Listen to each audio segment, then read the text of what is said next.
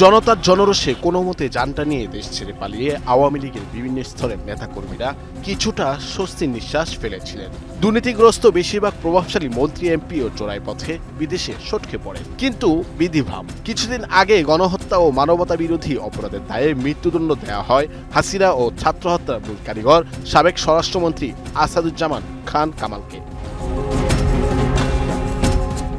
আন্তর্জাতিক অপরাধ ট্রাইব্যুনালে রায় ঘোষণার পরপরই তিনি কলকাতা রোজডেল এলাকা থেকে অজ্ঞাত স্থানে চলে যান। এরপরই ভারতে বেশিদিন থাকা নিরাপদ মনে করছেন না তিনি। নতুন করে অশান্তির ছায়া। মৃত্যুদণ্ডের বিধান নেই এমন কোনো দেশে গিয়ে আশ্রয় নেওয়ার চেষ্টা করছেন তিনি। পাশাপাশি বাংলাদেশের সঙ্গে বন্দি বিনিময় চুক্তি নেই এমন দেশে যাওয়ার চেষ্টাও করছেন তিনি। তাই কয়েকদিন ধরে কলকাতায় অবস্থানকারী নিজ দলের নেতাকর্মী সহ কেউই তার সাক্ষাৎ পাননি।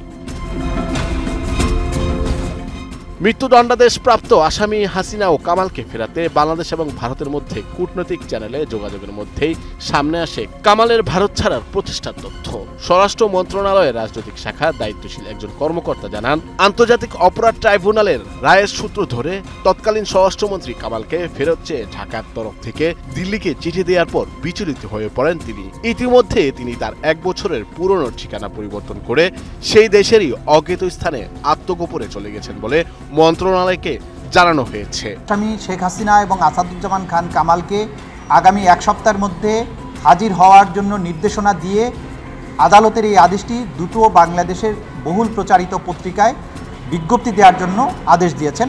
যদি এই পত্রিকায় বিজ্ঞপ্তি প্রকাশের পরেও আসামিরা আদালতে উপস্থিত না হন, তাহলে আদালত তাদের অনুপস্থিতিতে বিচারের রাস্তায় অগ্রসর হবেন। সম্প্রতি আসাদুজ্জামান কামাল ভারতে অবস্থানকারী তার এক ঘনিষ্ঠ ব্যক্তির সঙ্গে ফোনালাপে জানান, সেখানে অবস্থান করা নিরাপদ নয়। সম্প্রতি তিনি ওই ব্যক্তির সঙ্গে টেলিফোনে আন্তর্জাতিক অপরাধ ট্রাইব্যুনালে তার মৃত্যুদণ্ডের রায়, ভারত সরকারের আশ্রয় দেওয়া এবং প্রত্যর্পণের বিষয় নিয়ে কথা বলেন।